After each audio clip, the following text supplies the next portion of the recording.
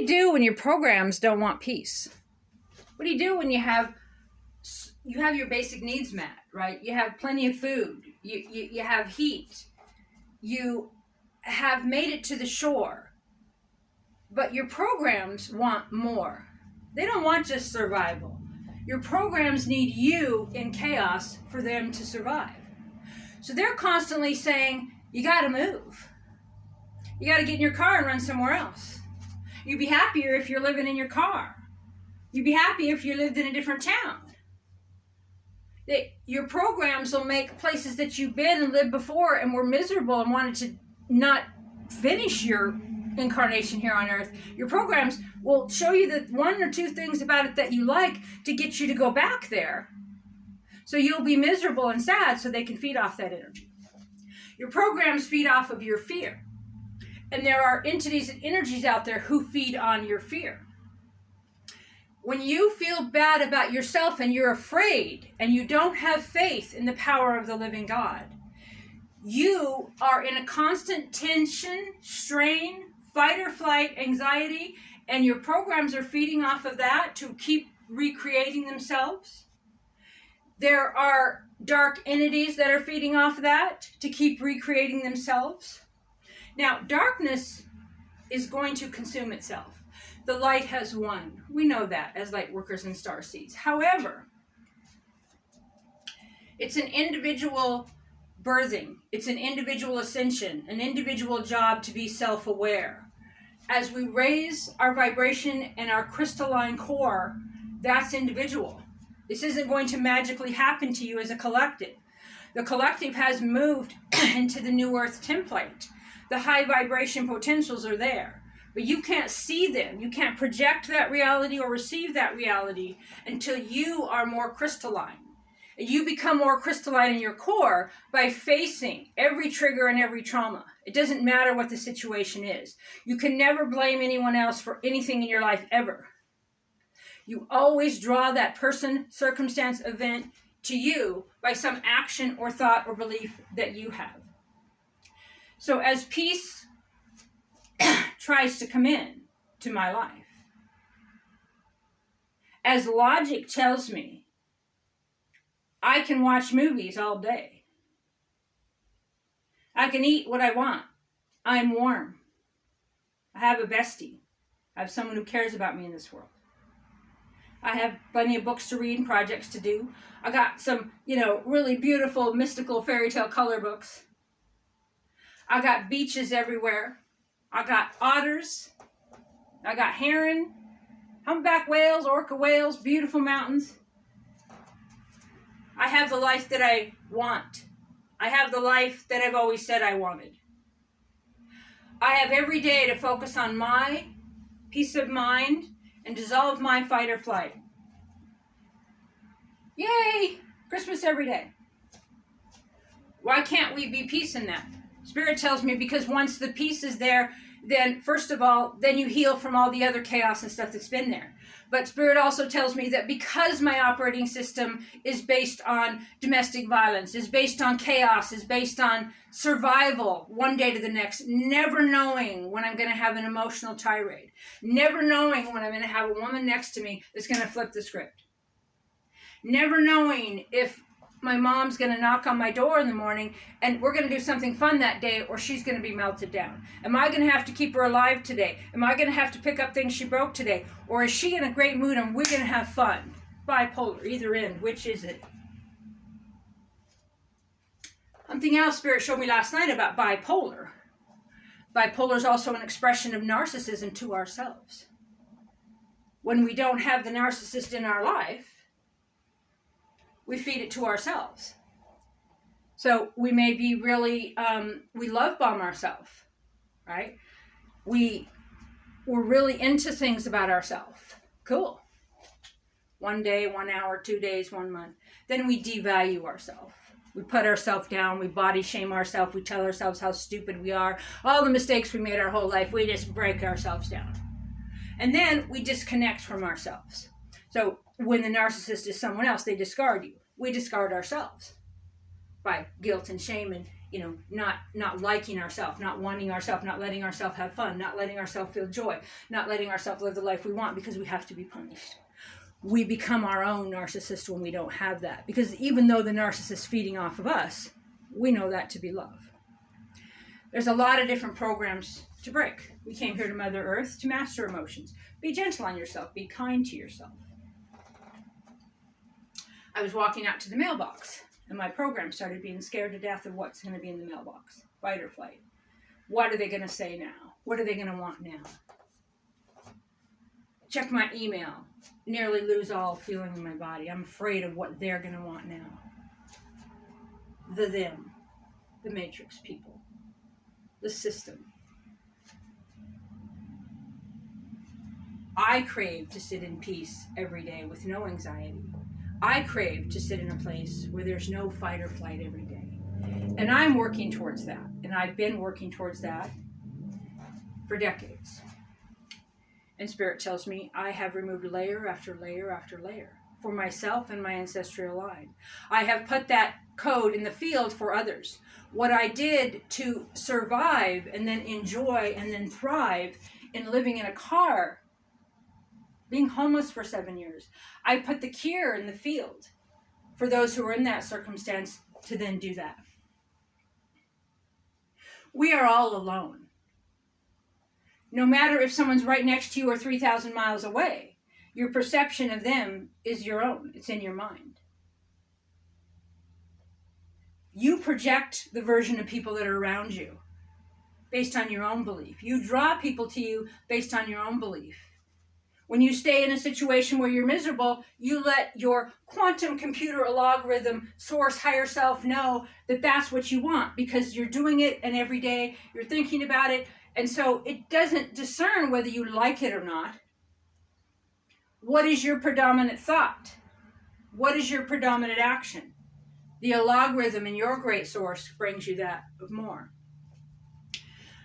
I have a lifetime of pattern of self-sabotage, self-hatred, self-loathing, okay, body shame,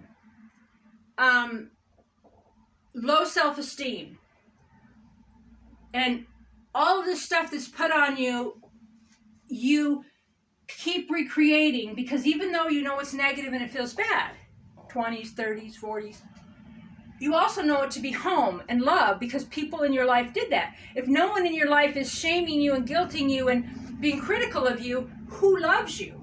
If your father did it and your mother did it and other people in your life did it when you were young, if no one's speaking critical to you or about you or abusing you verbally or at any given moment changing into someone else, how do I know I'm loved? Now, if that's our operating system, that's the path, like a trail through the forest. That's your neurons and how they connect. To connect new neurons, to make new trails, we have to open up new things in our life, put new things on the menu, go out through the proverbial wilderness of emotions, like the woods would, and start a new trail. And you have to keep going over it and over it and over it to create a new trail and to create new neuron links. And I've gotten better and better and better at letting myself have peace and letting myself have joy. And then I'll get tested and tested and tested. And in walking out to the mailbox, this program come in telling me how miserable I am, how miserable it is where I live, and how life is just sad and bad and not good in any way. And sometimes back in the day, I didn't recognize this stuff and I believed it and I went into the pity party and into the depression. Now I can hear myself putting myself down. I can hear my programs going, you really should move. You really should, do something that my logical mind knows will destabilize my life and I will have to be fighting to survive.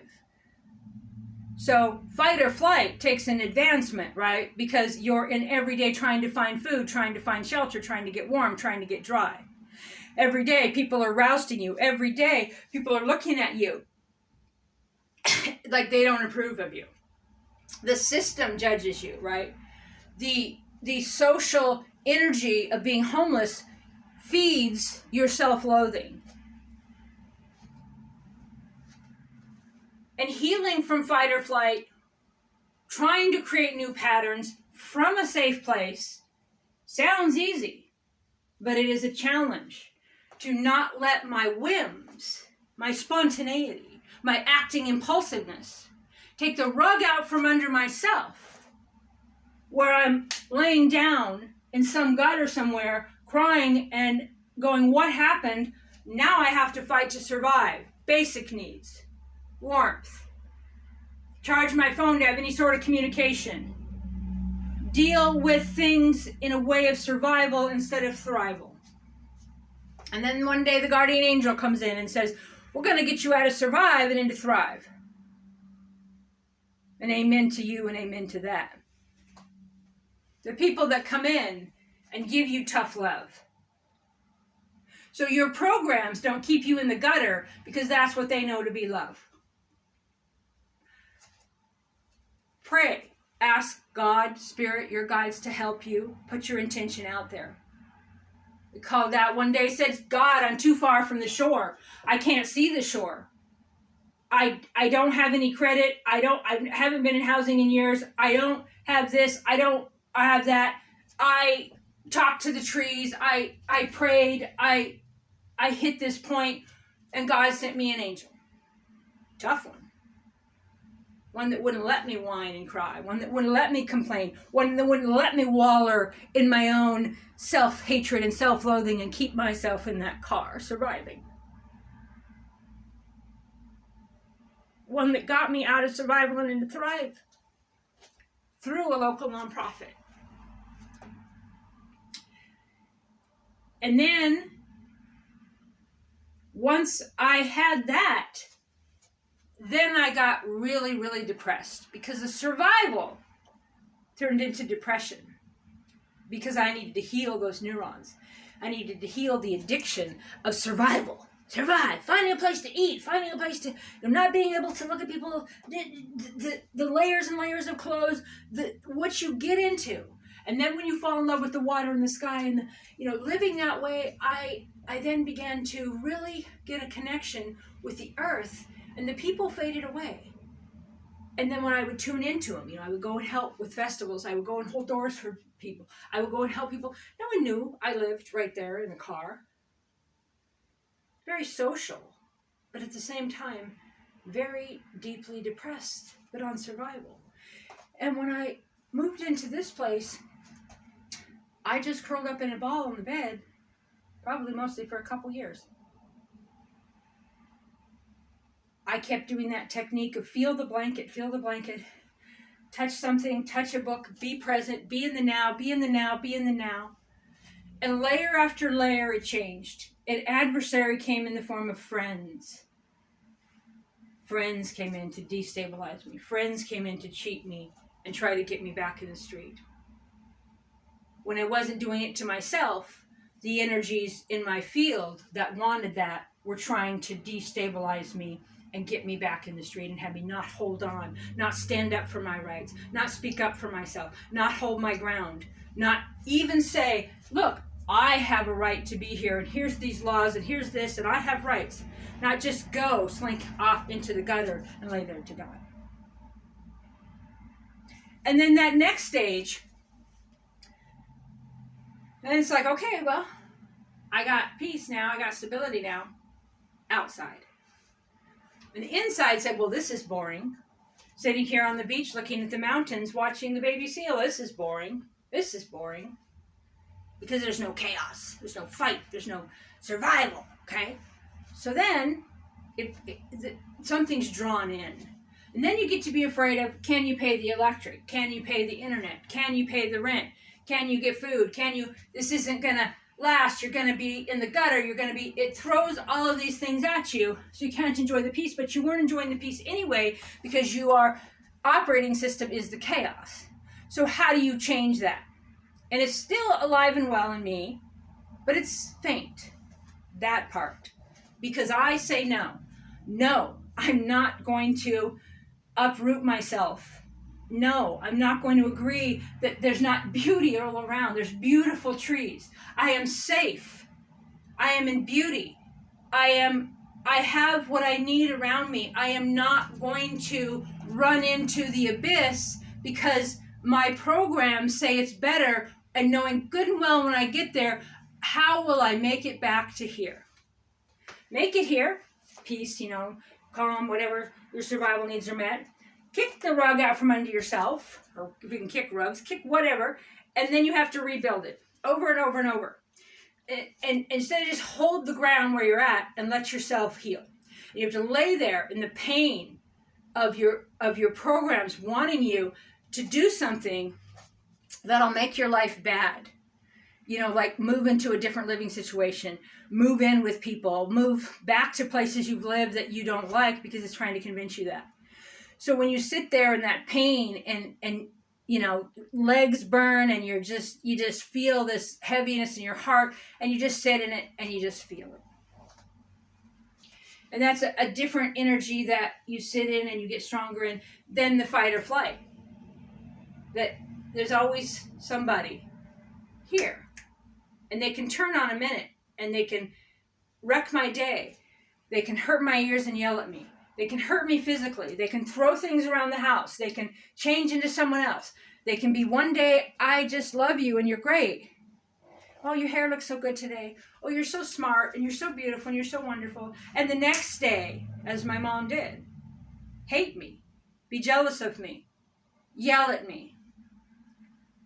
Your dad and she's jealous of my relationship with my dad. Then she'd say you and your dad would be better off if I was dead.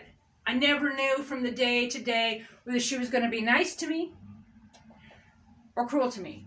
I never knew if I said something one day and it's cool, say the exact same thing the next day, not cool.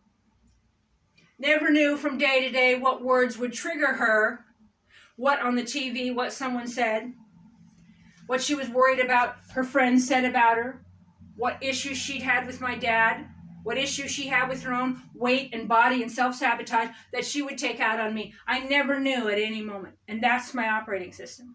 And I draw people to me that do the same.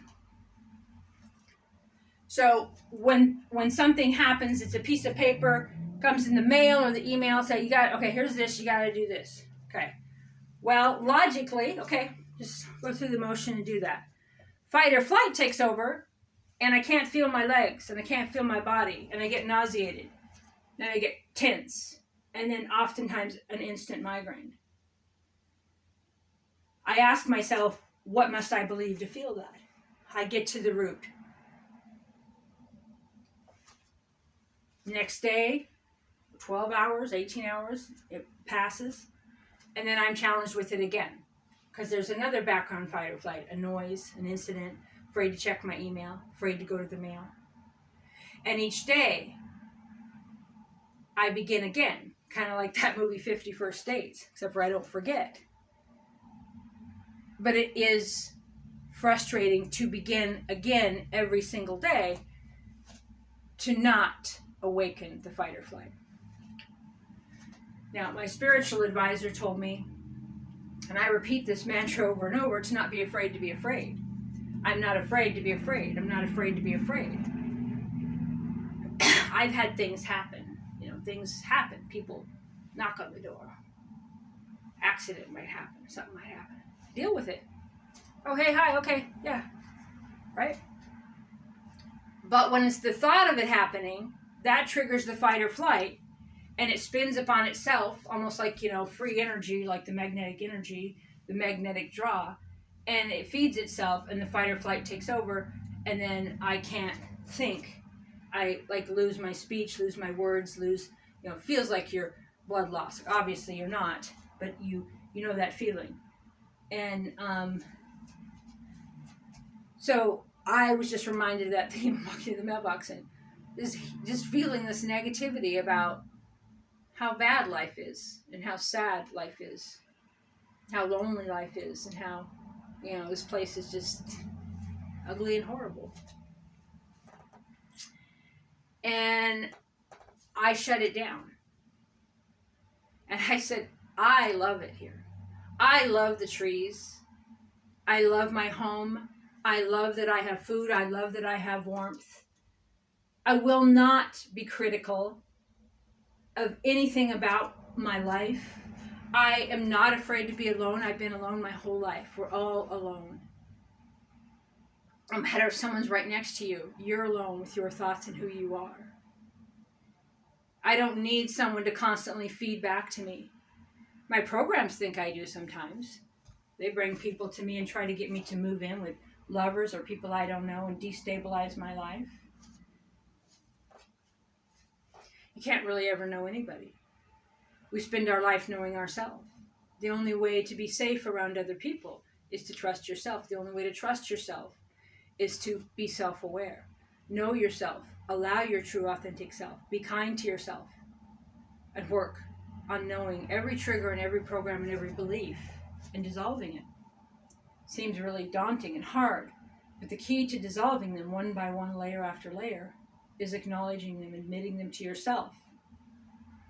Sitting in the pain, sitting in the emotional heaviness, just be. You don't need to strive to be a success or to chase this or to chase that unless it feels fun. And then that's your higher self showing you that's your mission. You came here to just be. You're a light worker. You're a starseed. You're holding a vibration. Lots of big, high vibration, beautiful energies are coming to Mother Earth. And we are anchoring that. And we're doing everything we are here to do. When your programs get you to strive to be a better you, go get a better job. Go be in a bigger city. Go get a better partner. Go out more. Go here, go there. Because then you'll be somebody and you'll matter. They're feeding a program. If something feels exciting, yeah, do it. But if you're doing it because you want the approval of society in general or to placate your programs, it's not of your highest and best. And how do you know? These are all for you individually to decide. Ask your guides and angels to help you. I don't know what's best for you. I strive every day to do what's best for me. Some days I can't be bothered to do that. Some days it's challenging to simply take care of me. To keep food for me, to keep the dishes and the vacuuming and the chores to basic life is big enough for me. I don't want to do that for someone else. I cannot do that for someone else. I don't know what your triggers and traumas and challenges are. I bring you into my home, into my life, into my bed. How do I know what triggers you? And if I trigger you, you're going to get mad and you're going to discard me. And I do that to myself. And I draw people to me to do that to me. Earth life is not all there is. We only got one go around. That's bullshit. We're here to perfect this. You know you've moved realities. The sun used to be yellow, now it's white. There's thousands of these, which you know you've shifted realities. You have some residue. You have a different body. The body's elongation, where the heart is, where the kidneys are. So you know that this life is not all there is. And that your operating system and your consciousness and your soul, you move on. You are here to learn something, to perfect something, or source to experience itself through you, to hold a vibration here on Mother Earth, in this dimension, in this sphere, that is a dimensional sphere. You are interdimensional. This is the school of Earth. Check out Dolores Cannon, Bashar, Cryon, Pleiadian information. This is the school of Earth. You are here to master your emotions. And it is not in vain. What you learn, you take with you. What you learn now, you bring back in new incarnations. We've been freed from the darkness. We've been freed from the prison planet. We're free to travel interdimensionally. We're free to move forward without the karma of our ancestors. But we cannot reap the joy of that, meaning permanent peace, permanent abundance, permanent joy, permanent laughter, until we become self-aware and clear out the old. You clear out the old by going, yes, I did this, I did that, I see that. Sit with the feeling of it. Let it dissolve. No new story. Do that over and over and over. And the more we clear, the more crystalline structure we become. My spiritual advisor is way more advanced than me emotionally. And thank goodness. I'm the Queen of Hearts in the deck of the Destiny cards. My whole thing here on Mother Earth is emotion. My currency is emotion. Everything I write is emotion. I creative write, I don't logically write. Some people call it a stream of consciousness. It's from my heart. I feel. Everything that's in my reality or that I've experienced my whole life, I feel. I cry for the world. I cry. I weep. I don't shut down my emotions. And my spiritual advisor, having mastered emotions on another level than me, guiding me constantly, years and years and years of depression, of why bother, of what am I here for, what's the point. Now I have lucid dreams, I astral travel, possibly bilocate.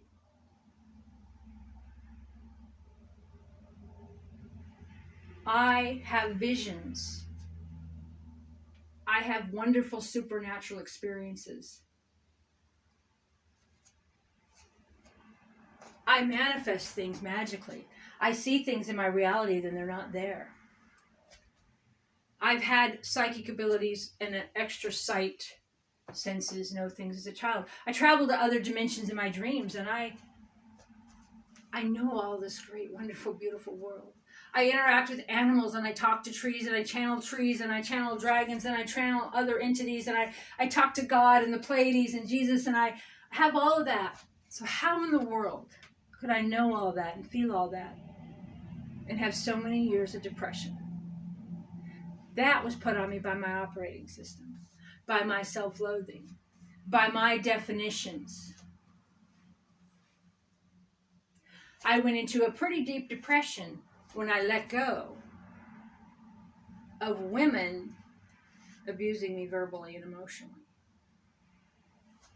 Like a withdrawal, like an addict. Ever been addicted to anything? Drugs, alcohol, but emotional addiction.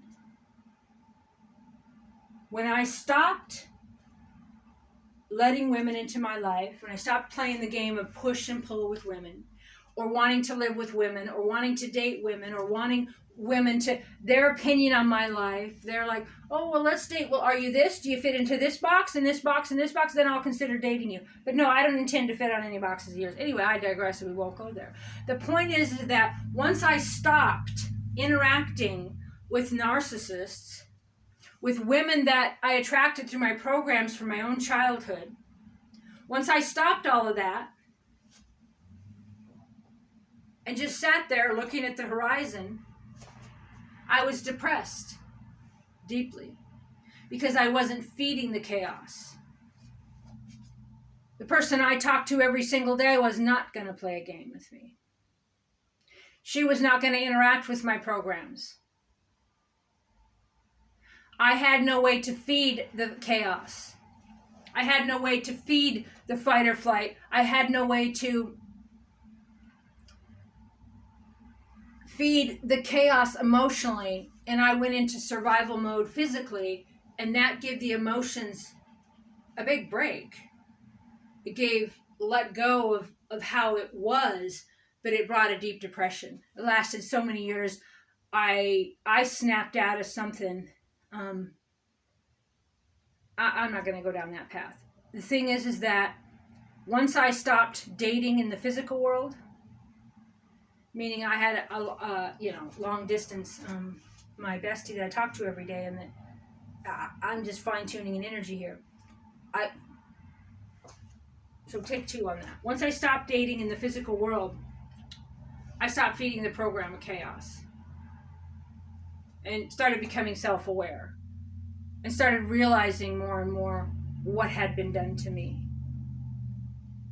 And there's no joy left, and there's nothing to look forward to.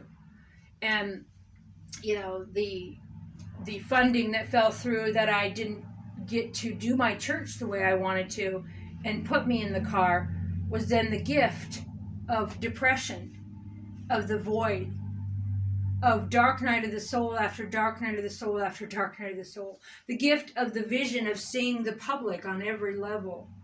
Understanding society and what's really, really important. The basic needs, what a warm cup of coffee will do. Watching someone go nuts because they can never get warm and they can never get dry. Watching the other people have such a disconnect they don't even understand. Having a connection with the water where I felt satiated. I felt for the first time in my life like I could breathe. The air was off of the water was just so quenching.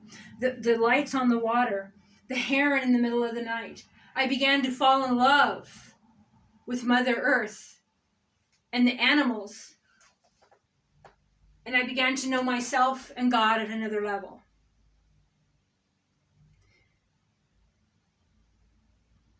Your life is all about you. You might try to find the better partner, the better person, the better life. But every time, as this saying goes, when you get there, there you are. Let yourself have peace. Let yourself have fun and joy. And stop sabotaging yourself. These are words. These are words. For me, it's a pattern. It's like, changing the highway, making another path to wherever you're going. It's a huge neuron change to go, oh, you're no longer going to self-sabotage. Oh, you're no longer going to seek chaos in relationships. You're not going to seek that kind of love. You're not going to seek, well, yeah. And logically, there it is. And I don't. I can trust myself. And when programs come in and want me to uproot, I'm not going to. But it brings a bunch of sadness and a bunch of grief.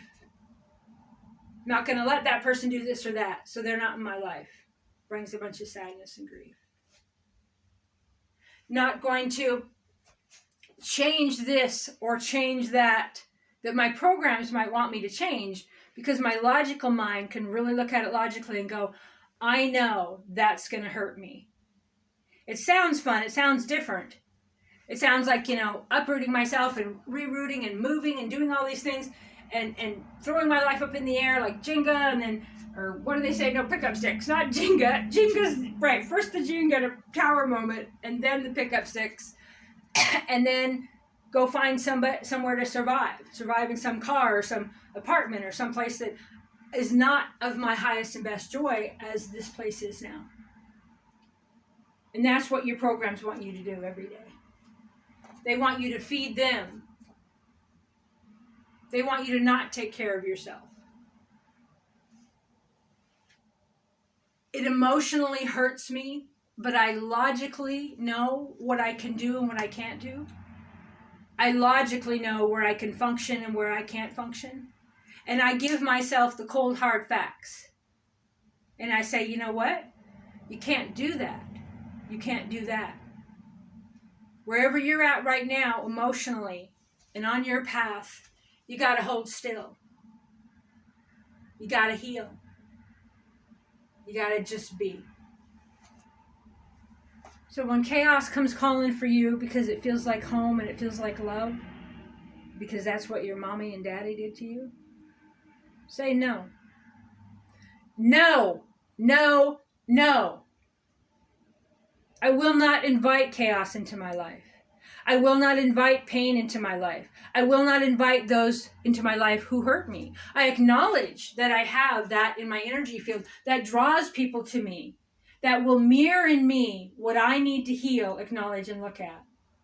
And so it is. Amen. I wish you peace.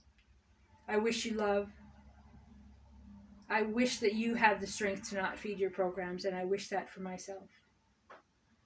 And beyond that, I pray for peace. I pray for permanent peace inside of myself, permanent calm, permanent joy. I pray to never feel that background program of anxiety again. I pray that fight or flight goes away, and I'm not constantly worried about when my mother's going to ruin my day, endanger me, yell at me, put her life responsibility of keeping her alive on me. I don't want anything in my field to draw people to me that will just turn on me. that will be in love with me and love everything about me and tell me all these wonderful things about me as my mother did. And the next second, gut me. And then do it again and again and again. I don't want that in my life. No, no, no, no. I know it sounds certain. Okay, Spirit, I ask that you assist me to clear whatever is in my field that continues to draw that into my life. Amen, and so it is.